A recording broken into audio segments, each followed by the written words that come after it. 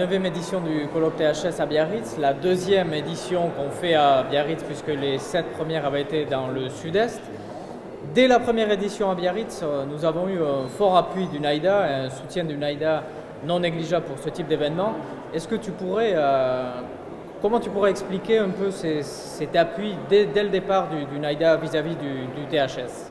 L'origine de l'intérêt de NAIDA vient des participants, des intervenants que vous avez eus au début de la conférence, des premières conférences. Chuck O'Brien de Philadelphie, qui m'a communiqué me disant que NAIDA bénéficierait de participer dans le colloque, non seulement pour la science, et de disséminer la science et de montrer aux gens ce que NAIDA fait dans le monde au point de vue de drug abuse et le sida et d'autres maladies infectieuses, mais aussi pour commencer à identifier des réseaux européens, parce que la recherche qu'on fait à NAIDA est surtout domestique, c'est surtout national, régional aux États-Unis. Et on a quelques projets de recherche à travers le monde, mais on n'a pas beaucoup de réseaux européens. Donc, le fait qu'on a des chercheurs de NAIDA qui viennent présenter ici, non seulement expose les Européens à ce qu'on fait, mais aussi a un avantage pour nous, parce que nous, on peut rentrer dans un réseau qu'on n'avait pas accès autrefois. Donc, c'est un bénéfice pour nous qui est énorme. Est-ce que vous avez, vous, des retours des intervenants qui sont venus au THS et dont le fait d'être venu à THS et d'être confronté à d'autres, même des fois des protocoles différents, des réalités différentes en Europe qui ne sont peut-être pas tout à fait les mêmes aux États-Unis, est-ce que dans leur pratique ou dans leurs études, ça peut leur apporter un plus ou au moins une modification de pensée ou avoir d'autres axes de recherche peut-être pour développer de futures collaborations États-Unis-Europe? C'est non seulement la collaboration, mais c'est aussi le fait qu'il y a des intervenants européens qui présentent des données qui sont très différentes de ce qu'on a aux États-Unis et ça entasse la curiosité des chercheurs américains qui amènent à une collaboration pour comprendre pourquoi que c'est différent ici en Europe, pour que tel phénomène qu'on n'a pas, et puis on a d'autres phénomènes aux États-Unis que vous n'avez pas en Europe. Donc, c'est le sujet de recherche qui incite la collaboration et non la collaboration qui incite la recherche. Donc, c'est fantastique. On a des gens qui ont commencé à collaborer avec des Européens parce qu'ils ont été exposés à des choses qu'ils n'avaient aucune notion du fait que ça existait, ce phénomène ici en Europe, que l'abus de buprenorphine sur les injecteurs ou quoi que ce soit. Et ça, c'est ce qui incite la collaboration. C'est le fait qu'une étude où il y a un phénomène qu'on n'a pas aux États-Unis, qui apprennent ici au colloque, ça vaut de l'or pour nous. Et comment tu perçois que justement le THS, n'étant pas un congrès exclusivement animé par des scientifiques, comme on a coutume de dire, purs et durs, mais il y a aussi des associations, même des usagers comme l'association ASUD, là, qui dans ce THS monte une salle d'injection et font plusieurs symposiums de réduction des risques, etc. Est-ce que justement ce panel de diversification scientifique, médecins, non-médecins, épidémiologistes, associatifs, est-ce que le fait d'avoir ce mélange, cette diversité, est une richesse selon vous dans ce type de congrès? Notre portfolio de recherche, notre programme de recherche à NAIDA va de Basic Biological Science, des sciences de base de biologie, aller jusqu'à des études d'ethnographie. Donc, le fait que l'audience ici a un mélange de chercheurs de base, de sciences de base, aussi des cliniciens, qui sont des gens qui pratiquent la médecine et donnent des soins aux patients, c'est idéal pour nous parce que notre recherche à NAIDA consiste de tout ce barème. On a les mêmes buts, on a la même diversité de programmes et c'est fantastique. Donc ça peut être qu'un plus pour de futures collaborations, peut-être lors de futures éditions de THS. Exactement. Oh oui, définitivement.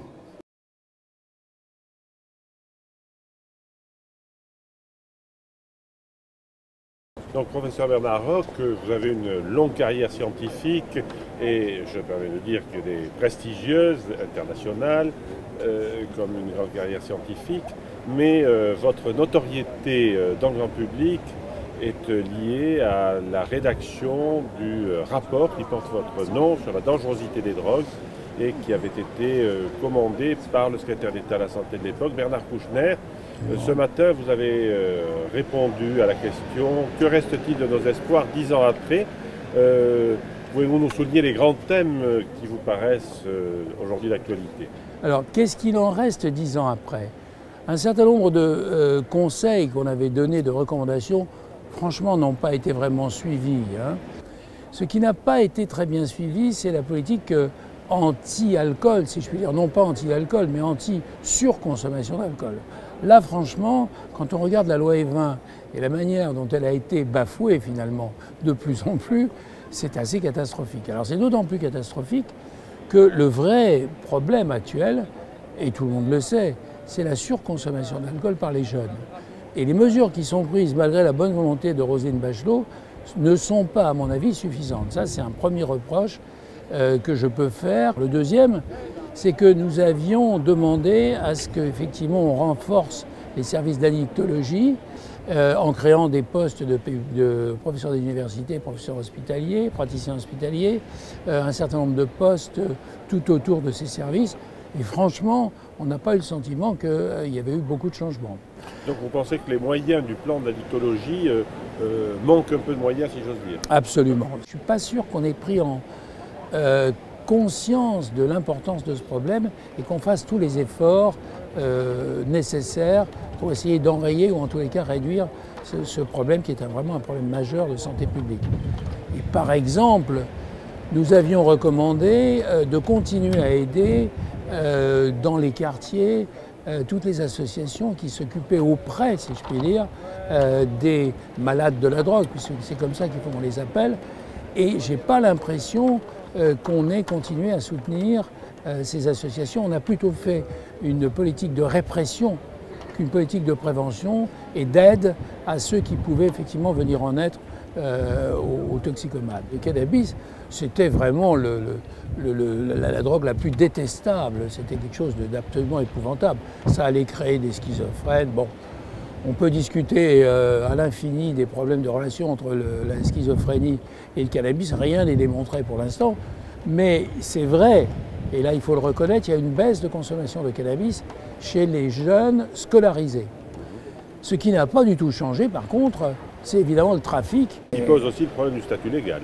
Et qui pose le problème du statut légal. Alors comme vous le savez, il y a une évolution d'un certain nombre de pays, et finalement il reste peu de pays qui soient aussi répressifs que le nôtre. Et même les États-Unis, vous avez peut-être lu le dernier courrier international, montre qu'effectivement même les États-Unis se mettent maintenant à douter un peu des politiques répressives pour diminuer la consommation de cannabis. Et donc il faut quand même s'interroger sur ce problème. Et au fond, regardons les choses en face. Bernard Kouchner voulait qu'il y ait un vrai débat autour de la toxicomanie, qui prenne toutes les toxicomanies, toutes les drogues en question, leur mode de consommation. Ce débat, finalement, n'a toujours pas eu lieu. Pour finir, lors de votre conférence, vous avez évoqué le problème du lien qui pourrait exister entre toxicomanie, entre usage de cannabis et schizophrénie, mais en filigrane, il y avait aussi le débat tout à fait passionnant des liens entre politique et science. Et pour certains, il semble qu'il y ait eu des scientifiques de gauche ou progressistes, d'autres plus conservateurs. Quel commentaire feriez-vous sur cette dimension du problème? Écoutez, je pense que les scientifiques sont des hommes comme les autres, donc par conséquent, ils ont le droit d'avoir leur pensée plus ou moins penchant vers un côté ou vers l'autre. Je crois que ce qu'il ne faut pas, c'est qu'ils mélangent les choses. C'est-à-dire qu'ils utilisent leur savoir pour en faire quelque chose de politique. Ça, je crois que ce n'est pas leur fonction. Par contre, ils doivent dire la vérité, ce qui n'est pas toujours le cas, et moi je le regrette. Par contre, s'ils disent la vérité, je crois qu'il n'y a rien à leur reprocher. Je pense que le problème des scientifiques, c'est de les informer le mieux possible et de faire en sorte, ça à la limite, je pense que c'est leur droit, c'est d'éviter que dans les médias passent des fausses informations. Ça, je crois que il faudrait qu'ils puissent corriger le mieux possible et le plus rapidement possible. Ça n'a pas toujours été le cas. Ah non, c'est le moins qu'on puisse dire.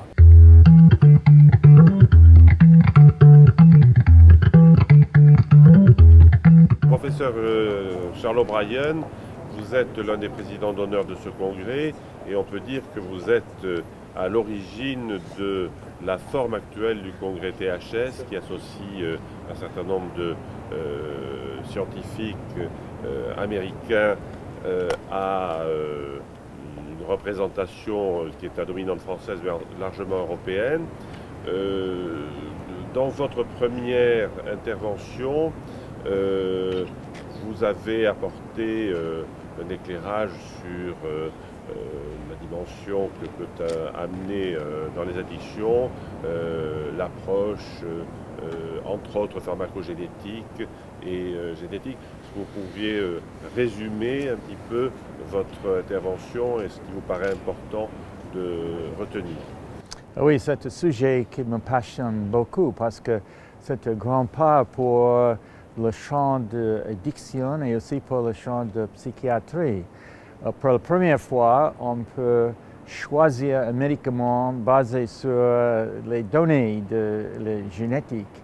On va, dans l'avenir proche, avoir un médicament pour les cliniciens qui peut donner grande efficacité pour le traitement d'une partie de la population des alcooliques. Et ça, c'est très important parce que, comme vous savez, l'alcoolisme est répandu partout dans le monde.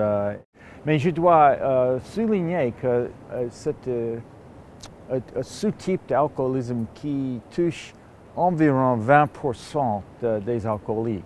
Donc, ce n'est pas pour tous les alcooliques.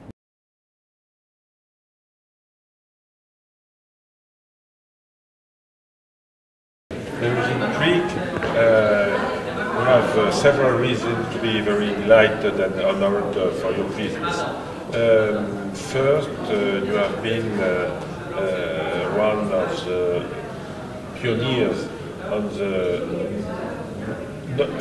of the mental treatment, but also of the modern research on addiction. And you are still very active in this field. And what could be your message after this Congress THS-9? Of course,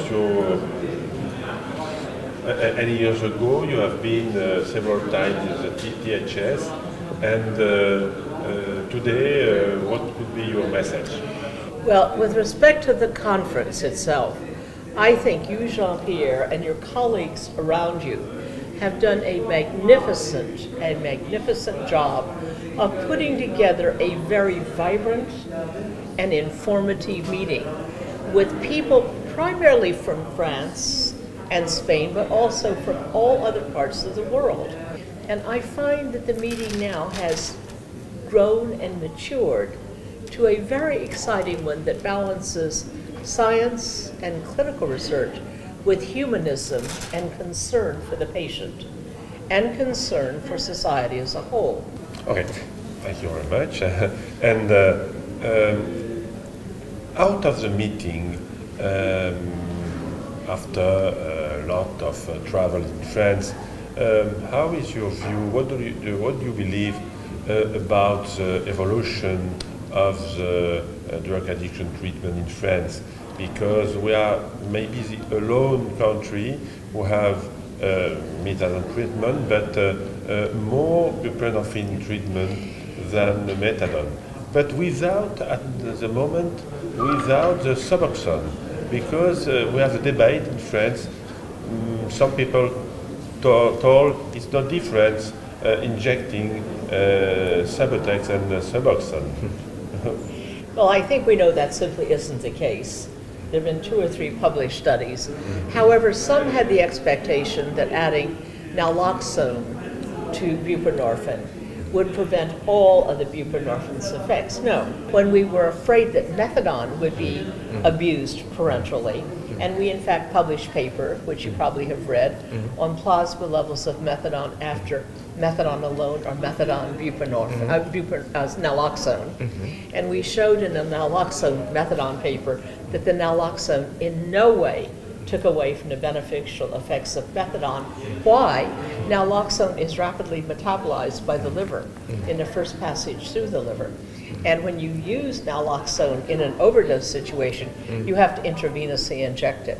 So we knew that naloxone, methadone, did not detract from the methadone effects, but would block any high from intravenous methadone. We were soon to learn that methadone is an extraordinarily boring drug.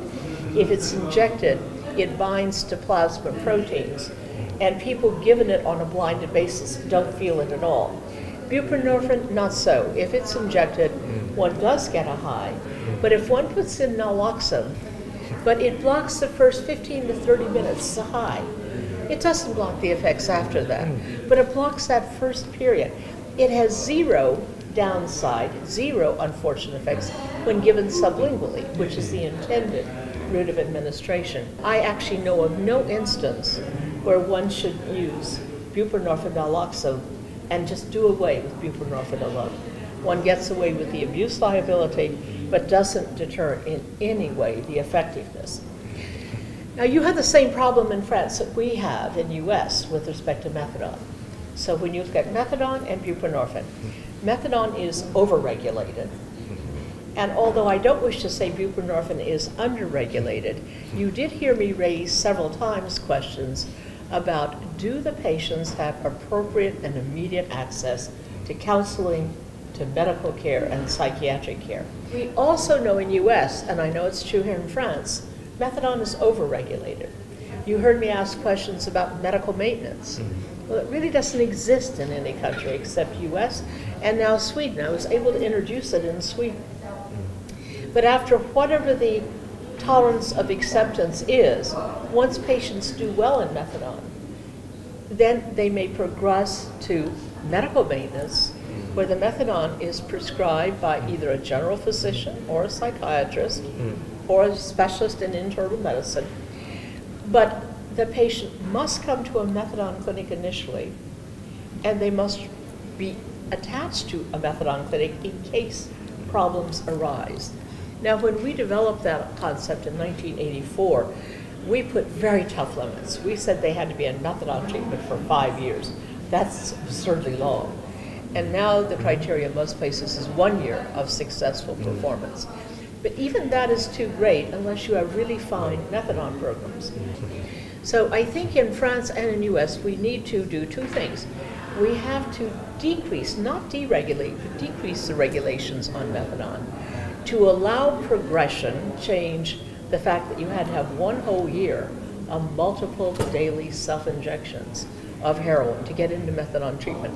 That also is too long. The concept of daily multiple injections is very sound. That should be the criteria for methadone or buprenorphine, not just DSM-4 criteria. I think we should have equal access to methadone or buprenorphine. For induction, you would choose whichever would seem to be better. Somebody with a low degree of tolerance, fewer years of addiction, I would probably start with buprenorphine because you can move seamlessly onto methadone. And whenever I say buprenorphine, I mean buprenorphine naloxone, never buprenorphine alone. And then one can choose for people to start methadone, those that have years of addiction using very high amounts of heroin or other short-acting opiate, and they will do better. And do they have any data or possibility to choose methadone better than buprenorphine or buprenorphine than methadone? We have some clinics that have opened that choice, not enough. But if you don't have medical maintenance, a lot of people say, I think I want to be on buprenorphine so I don't have to come into a clinic every day or twice a week for life. On the other hand, if you have medical maintenance and people know they can progress after a year or so into that, the actual numbers, most people are favoring methadone over buprenorphine. But there needs to be a choice, doesn't there, in medicine? Sometimes we know people do better on one medication for blood pressure, and other patients will do better on another. And you don't always know why. So if I were doing the best of all possible worlds, anybody with daily multiple use of a short-acting opiate would come into a treatment program that would be nice. That means wall-painted, caring staff, and a receptionist that says, hi Johnny, how are you? And not, you junkie.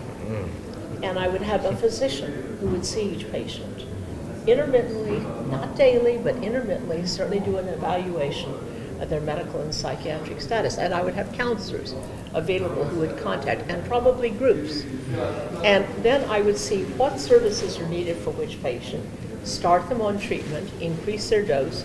If they start with buprenorphine and it's not adequate, because we do know that the top dose of buprenorphine naloxone, or buprenorphine alone, that can be used with increasing effects in humans is 32 mg sublingually.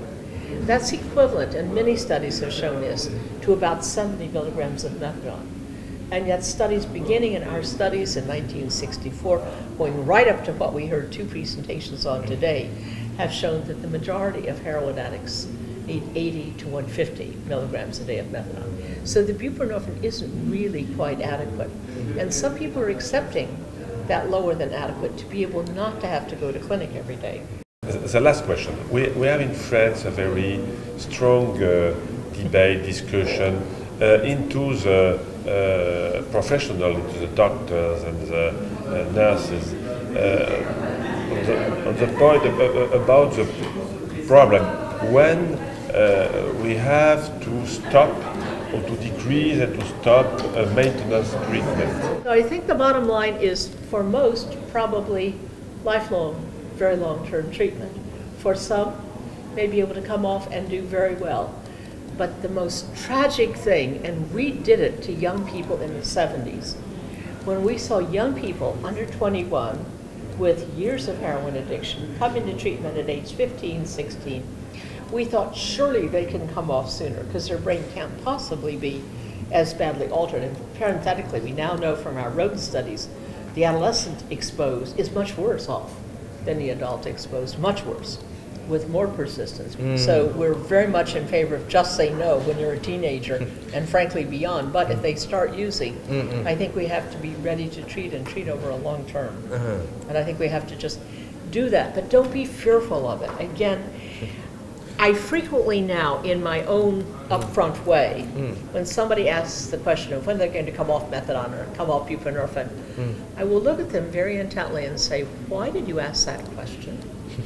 What problem do you have with treating addiction? And you can watch people start to squirm, because then it all rolls out, be they a physician or a policymaker. You can take them down the line of, it costs to treat?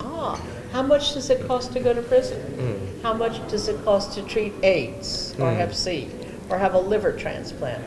It costs to treat an addiction? Nothing compared with societal costs, healthcare and otherwise. You don't want to treat them because you think the medication is evil.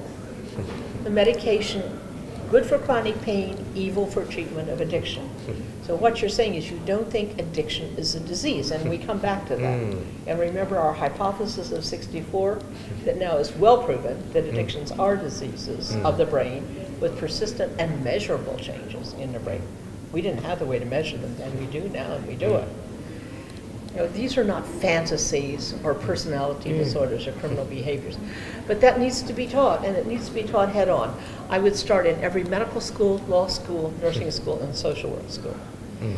Policymakers are funny worldwide. I have learned they do what they think their constituency wants them to do.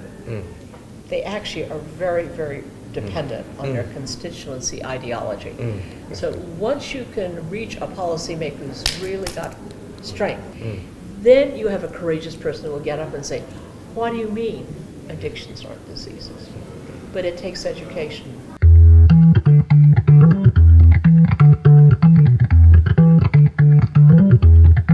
Profesor Casas, estás terminando el congreso y me gustaría que nos diera un poco el resumen de su intervención en el interés de agonista y el aspecto ético de su ponencia. El paciente heroinómano no es un vicioso, no es un paciente que busca solamente el placer, sino que es un enfermo del sistema nervioso central, un enfermo del cerebro que en algunos casos no puede salir de la dependencia y necesita un tratamiento de mantenimiento, un tratamiento de sustitución para quedar compensado. Enfermedades crónicas que necesitan un tratamiento agonista que supla lo que los pacientes no tienen. La sociedad en general, y políticos en particular, que no han entendido nunca que era una enfermedad que necesitaba agonistas, en estos momentos nos piden que curemos, entre comillas, que curemos al paciente. Es decir, que el paciente deje totalmente las drogas, que el paciente se mantenga en abstinencia. Igual que pedirle a un diabético grave que esté sin insulina. Esto no puede ser. No puede ser, pero como realmente estoy convencido que muchos políticos y gestores de la sanidad no han entendido la verdadera filosofía que hay detrás de los programas de mantenimiento, que no son un aparcamiento para pacientes graves para que no molesten socialmente, sino que son verdaderos tratamientos psicofarmacológicos, exactamente igual que los antidepresivos, exactamente igual que cualquier medicamento en medicina. Como no han entendido eso, nos van a pedir otra vez que restringamos los programas de mantenimiento. Y pensar que el paciente heroinómano, cuando lleva unos años tomando heroína, busca placer, es no entender nada y no haber visto nunca un paciente heroinómano crónico. Por lo tanto, yo recomendaría a los políticos, yo recomendaría a todos aquellos que tienen a su cargo la gestión de la sanidad, que busquen el consejo de aquellos profesionales que ven pacientes cada día. Muy bien. Y usted ha organizado dentro del Congreso un simposio dedicado a la heroína terapéutica y más bien a la heroína oral. ¿Qué resumen y qué conclusiones de ese simposio nos podría dar? Bien, entroncando con lo que decía anteriormente de la necesidad de tratamientos de mantenimiento, hay una hipótesis de trabajo, que es la hipótesis de la automedicación, que nos dice que el paciente busca las drogas para automedicarse toda una serie de disfunciones orgánicas, cerebrales, que padece. Entonces, si eso es así, el paciente tiene que tener el derecho constitucional, por ley, de buscar lo mejor para él. No solamente lo que consideremos mejor para que la sociedad no se alarme, sino lo mejor para él. Nosotros les damos metadona. Está muy bien, porque no teníamos nada más. Dolny, Uswander y Crick, en el año 64-65, empezaron a proponer el problema metabólico, la enfermedad metabólica de la heroína, y propusieron la metadona. Y durante 40 años nos ha funcionado realmente bien, no muy bien, bien. Salió después la buprenorfina y otros productos. Pero en los años 90, los suizos, a través de un expertise, un libro de expertise de Annie Minot, los suizos se plantearon una pregunta crucial. Al ver que iba aumentando el SIDA y la delincuencia ligada a las drogas, los suizos se preguntaron, ¿no será que los heroinómanos necesitan heroína? ¿No será que la heroína sea lo mejor, el mejor opiáceo de sustitución? Bien, esa pregunta la contestaron durante unos cuantos años haciendo sus estudios clínicos que fueron de muy variada categoría. Bien, han pasado los años y se han ido haciendo experiencias, aparte de Suiza, en Alemania, en Holanda, en España. Los ingleses ya tenían todo el British System montado desde siempre, y se ha ido acumulando experiencias sobre la bondad, sobre la realidad de que la heroína es muy buen tratamiento de sustitución. Aunque naturalmente hay detractores muy importantes, científicos importantes, que consideran que no, que teniendo metadona lo que hay que hacer es mejorar los programas de metadona y no utilizar la heroína. De todas formas, lo que es seguro es que los pacientes prefieren heroína cuando se les da a escoger entre heroína, morfina y metadona, prefieren heroína. Sabemos que la heroína, quizás no para todos los pacientes, pero aquellos pacientes resistentes a los que no les va bien la metadona, que no desean tomar metadona, o que por alguna circunstancia la metadona les produce reacciones alérgicas y que no pueden ser estabilizados tampoco con morfina, la heroína es una buena opción. En estos momentos es un tratamiento de segunda elección. En el futuro puede llegar a ser un tratamiento de primera elección, ir estabilizando a los pacientes directamente desde la heroína de la calle a la heroína, la diacetilmorfina, la heroína de farmacia. Pero para eso hay que hacer toda una serie de pasos. Hay que transformar la diacetilmorfina heroína en un medicamento. y hasta ahora no es exactamente un medicamento. Para tener la heroína como medicamento hay que seguir los pasos ortodoxos, los pasos que están muy bien estandarizados, que utiliza la industria farmacéutica para sintetizar un antidepresivo o para sintetizar un antibiótico, da igual. Son estudios teratogénicos, son estudios de metabolismo, farmacokinéticos, etcétera, etcétera, etcétera. Sabemos que la heroína oral deja al paciente en una buena situación de bienestar y que solo tiene quizás una pequeñísima, ligera sensación de euforia a los 30 minutos, pero que no es fácilmente detectable por el paciente muchas veces. Por lo tanto, la heroína oral, igual que la metadona oral, sería una buena solución, pero había que demostrarlo.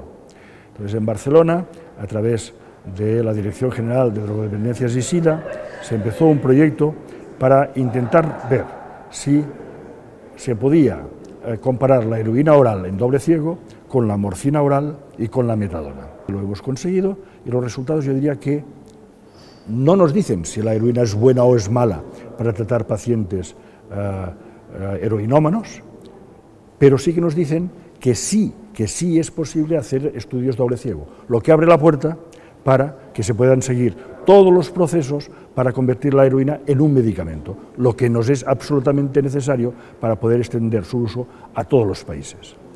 Lo que hemos conseguido demostrar es que, primero, los pacientes se estabilizan muy bien con heroína 300-500 miligramos al día, por vía oral. Segundo, que los pacientes no tienen reacciones adversas. Tercero, que los pacientes se estabilizan con 2 dosis al día. Todo eso de que si damos heroína el paciente consumirá mucho y cada 5 minutos pedirá más heroína, no es verdad. Ni los pacientes, ni las enfermeras, ni los psicólogos, ni los médicos que tratan a estos pacientes fueron capaces de distinguir qué era heroína, qué era metadona, qué era morfina. Esto pues abre las puertas, como he dicho antes, a la realización de estudios clínicos controlados que nos permitan, dentro de 5 o 10 años, tener a la heroína como un medicamento de prescripción en las farmacias.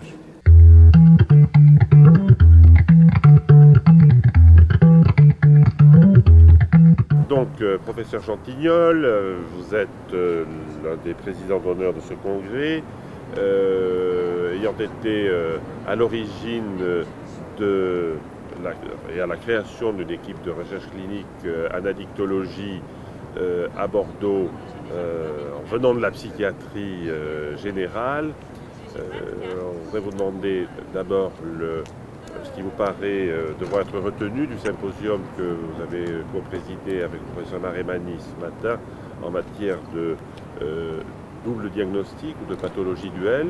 Et alors ce qui est apparu le plus clairement dans le symposium, c'est justement que cette dualité était probablement artificielle, du fait que les gens ne sont pas traités dans les mêmes institutions, et qu'elle était probablement nocive puisqu'il semblait tellement difficile de s'occuper en même temps des 2 sortes de troubles que présentaient les patients selon qu'on était dans une institution ou dans une autre. Moi j'en ferai la chose principale.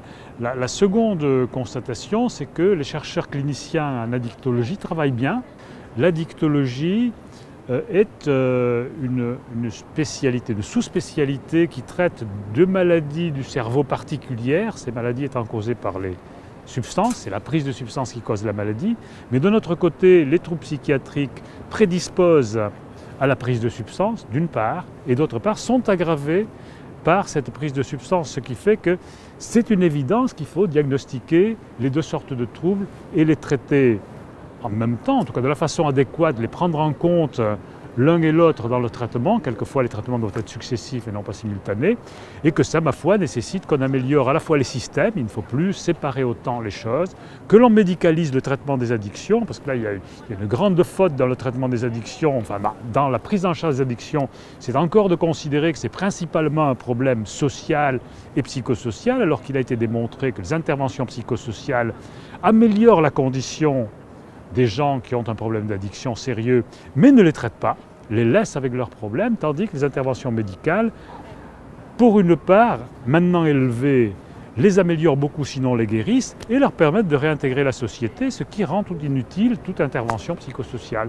Il y a donc vraiment une optique nouvelle, plus médicale, plus efficace, plus scientifique de considérer les troubles liés aux addictions.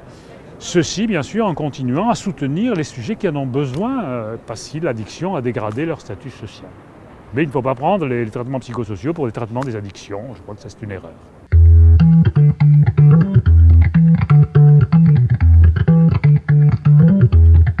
Profesor Julio Montaner, ha usted empezado el Congreso con su ponencia esta mañana, dedicada al papel importante que puede desarrollar el amplio acceso a los tratamientos altamente eficaces a los HART en el AIDS y con también una perspectiva de reducción de los riesgos de transmisión. ¿Puede usted explicarnos en dos palabras el mensaje que quiere transmitir? In essence, what we have seen is that antiretroviral therapy, the cocktail, when it started in 1996, was associated with dramatic improvements in the morbidity and the survival among people infected with HIV. New HIV cases per year prior to 1996 have been very, very stable. Despite all of our efforts, all of our preventive efforts didn't seem to be doing as good as they should be. Yet, in 1996, for the first time, we saw a 50% decrease on HIV new cases. And this happened over a period of 3 years. And more interesting, we had an ever-increasing epidemic of syphilis going from 96 to the 2000 years. And yet, despite that, HIV had done a downwards curve. We then decided to look at this issue further. And of course, we turned to mother-to-child transmission, vertical transmission of HIV. And again, the same pattern emerged. In 1996, you see epidemiologically, the curve goes down. The number of women that choose to become pregnant despite HIV goes up, and yet the proportion gets smaller and smaller to the point that today, in North America and in most rich countries of the world, we have virtually eliminated vertical transmission of HIV. That led us to look into cohorts of heterosexual discordant couples, and we found the same thing. And so the only piece of the puzzle that was missing was whether or not this effect could be seen in injection drug users. And by looking at that particular situation, we looked at what we call the community viral load, the amount of virus in average in the community of intravenous drug users, which I should say is a better measure of what's going on in the community. And what we found, very interesting, is that over time, between 1996 and 2000, HIV viral load in the community dropped kind of rapidly and stayed down, and that was associated with an early rise on HIV incidence and a downward trend thereafter. When we applied the statistics to this, we found that the risk of seroconversion for HIV in the drug-using community was many-fold greater associated with viral load than it is associated with, say, needle sharing or risky sexual behavior, which in a way sends the message that if we look after the viral load in our IDU communities, yes, they will have other problems, but HIV transmission is not likely to be one of them. Since then, we have proposed the notion that expanding antiretroviral therapy to 100% coverage as much as we possibly can, using what we call the seek and treat, others call the test and treat approach, it should lead to very significant reductions on HIV morbidity, HIV mortality among those that are in need, of course, but in addition, it will decrease the pool of HIV donors and therefore decrease HIV transmission in the community. And it's premature to say, but we're starting to see some positive signs in Vancouver from the deploying of this strategy. HIV infection is a very expensive proposition, let alone the suffering and everything else that goes with it, but cost-wise, it's a very expensive proposition.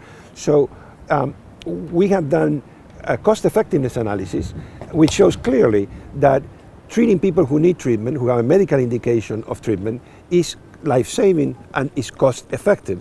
But when you add to that equation the additional preventive value of antiretroviral therapy, what it was a cost-effective treatment becomes cost-averting because it has a magnifier effect by reducing transmission.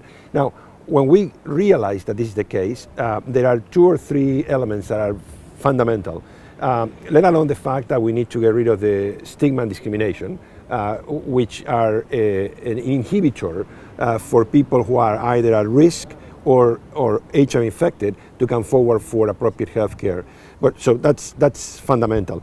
But second to that is we need to bring the services to the people. Where the treatment is available free, they're not accessing the treatment because they have other life challenges, whether it's drug addiction, comorbidities, mental illness, poverty, or the like. These programs had to be culturally sensitive and they had to be tailored to the needs of the various clients. When we're dealing with injectors, we may want to have supervised injection sites, needle exchange programs, methadone programs. We need to ensure that we optimize the efficacy of the program. In fact, not the efficacy, but the effectiveness of the program, because by being 100% effective as much as we can at the populational level, then only that is going to translate into the benefits in morbidity and mortality for those infected, and the decrease of HIV transmission, which ultimately will make that the prevalence curve will go down over time, and as we estimated, within 10 to 30 years, depending how well we do the job, we will have eliminated HIV and AIDS. At the end of the day, the goal is to engage people into appropriate health care. Prosecuting them is not going to do it. Persecuting them is not going to do it. By bringing them into a healthcare envelope on their own terms, people will find the time, on their own time, eventually, to decide when, if and when, they are ready to progress to a different level of functioning.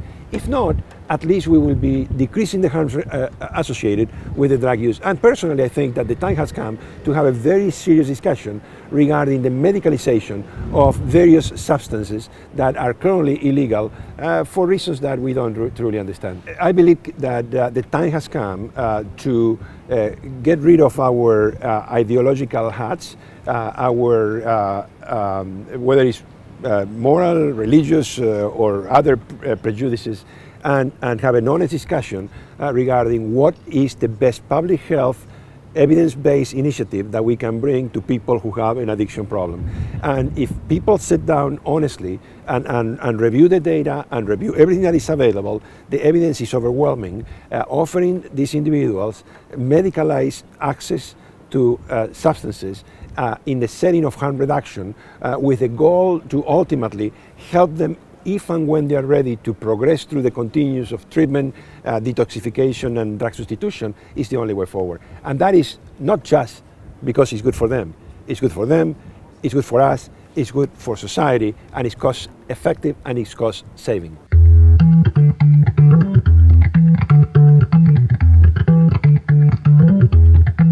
Est-ce que vous pouvez me dire si les salles de consommation encouragent la consommation de drogue? As a part of our scientific evaluation, we were very concerned about the effect of the facility on drug-using patterns. However, we were unable to find any evidence that the Insight, North America's first medically supervised injection facility, was in fact encouraging the use of drugs. First, the facility has welcomed over 9,000 people over its first 6 years of operations. And we have not found any reports that any of these individuals were in fact beginning drug use in Insight. They in fact had already been using injection drugs before they had started with Insight. In terms of the use of drugs, we found that individuals were not more likely to use more drugs because of the safety of the facility. In fact, we found that they were using approximately the same amount of drugs because of the number of overdoses were the same before and after the facility opened. Secondly, we found that individuals who were using the facility were more likely than other people to become involved in detoxification and other forms of treatment, including methadone. In fact, in one of our first studies published in the New England Journal of Medicine, a very high-ranking medical journal, we found that individuals there was a 30% increase in entry into addiction treatment over the first year of the facility's operation. And when we looked at the use of the facility after these people had been detoxified, we found that they were using the facility less. So we feel that there's a positive benefit to the facility on the drug using patterns. Yes. Et au sujet du coût des salles, est-ce que ça coûte à la communauté? Est-ce que ça fait économiser de l'argent à la communauté? Yes. We had a team of economists who evaluated the costs and the benefits of the facility, and they estimated that over the first 10 years, the facility would save the Canadian government over $18 million in direct healthcare costs as a result of averting over 1,000 overdose deaths and over 1,800 infections with HIV. And this, in addition to this, we found that each HIV infection costs the Canadian government approximately $250,000. So this is in addition to that. So the estimate so far that the facility is in fact saving taxpayer funds. Ok. Et au niveau de l'hépatite C, est-ce que ça, que les gens se contaminent moins avec l'hépatite C, avec les salles de consommation ou pas? Est-ce que vous avez fait des études là-dessus? Unfortunately, in our setting, the level of infection with HCV is very high. We estimate that approximately 90% of the users of the facility, between 80 and 90% of the users, are already infected with HCV because, of course, it is very contagious. So we have not seen an effect on HCV. However, we have seen an effect that the facility is helping these individuals receive treatment for not only HCV, but also the many other infections and health problems that come with drug use.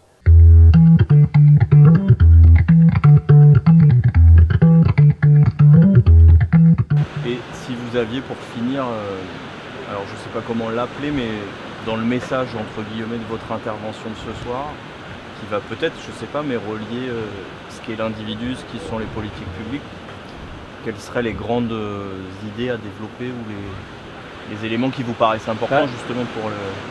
Moi je pense que le débat public il est un peu pétrifié. On a atteint un équilibre qui est satisfaisant, qui se base sur un consensus. Enfin, je parle de la France, de l'Europe aussi un peu plus large. La situation des États-Unis est assez différente, mais qui est celui de la politique de réduction des risques. Donc le consensus, on l'a obtenu pour des raisons conséquentialistes, utilitaristes, c'est-à-dire qu'il y avait les épidémies à arrêter, de ce point de vue, arrêter ou à ralentir. De ce point de vue-là, c'est un succès de la vie de tous les intervenants. Donc on a cet équilibre. En même temps, on est toujours sous l'effet de la loi de 1970 qui n'a pas été changée. Donc le débat il est un peu pétrifié parce que depuis, ça fait donc presque 40 ans qu'on donne des arguments, y compris le Comité national d'éthique qui disait il y a 20 ans ce que je vais dire un petit peu ce soir et ça n'a pas d'effet. Et donc oui, je pense que le débat est pétrifié avec un peu la crainte qu'en le relançant de façon trop brutale, on passe pas forcément au meilleur, mais au pire. Le pire étant ce qui concerne les personnes qui vivent avec les produits. Hein, et comment faire en sorte qu'ils ne vivent pas plus mal, qu'on ne leur rende pas la vie plus difficile qu'ils ont. Voilà. Donc moi je pense qu'il faut dépénaliser et qu'il faut réglementer. Bon, c'est assez certain comment. Il faudra des conférences de consensus, des choses comme ça. Il faudra voir les choses certainement produit par produit, il faudra évaluer. Alors, mais il faudra évaluer avec différents critères, des critères de santé publique, mais il y a aussi, bon, moi je vais beaucoup insister sur un critère de liberté individuelle. Vous voyez que, bon, il y a un libéralisme politique qui dit que, bon, enfin, des principes de libéralisme politique qui disent qu'on ne doit pas contraindre un adulte à faire sur ses choix privés dans la mesure où ils n'ont pas d'effet sur autrui. Bon, c'est inscrit déjà dans la Déclaration des droits de l'homme de 1789. C'est les articles 4 et 5. Donc vous voyez, le cadre du libéralisme est bien établi. Alors on peut discuter parce que le fait de consommer, ça a des effets sur l'offre. Donc est-ce que ça a des effets nuisibles sur autrui? Je pense qu'en fait, ça en a, mais beaucoup moins, ou en tout cas pas plus que beaucoup d'autres pratiques qui sont autorisées et qui n'ont pas ces effets nuisibles sur autrui. Voilà. Donc je pense que cette question des libertés, elle n'est pas suffisamment prise en compte et il faut la considérer. Il y a des gens qui, chez eux, veulent prendre des produits et qui ne veulent pas se soigner ou qui veulent vivre leur vie individuelle à leur façon. Et ça, c'est un élément du débat à prendre en compte, en plus du problème de santé publique.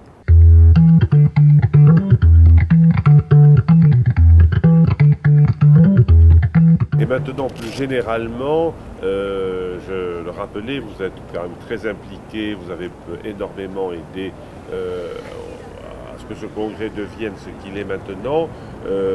Quelle appréciation vous portez sur ce congrès et quel message délivreriez-vous au moment où le 9e congrès va se terminer?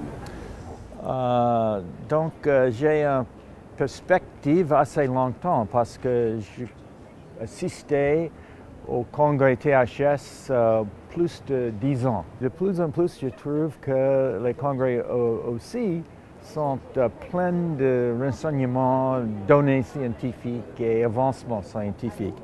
Et cette fois, en plus du fait que c'est un endroit très très beau et très bien organisé par toi et tes collègues, mais aussi je trouve qu'il y a plus de données originales et ça veut dire qu'il y a plus de la recherche scientifique originale ici en Europe. Et je pense que ça c'est très bien parce que je viens ici pour écouter et échanger des données avec mes collègues et je veux bien voir plus de centres de recherche en Europe.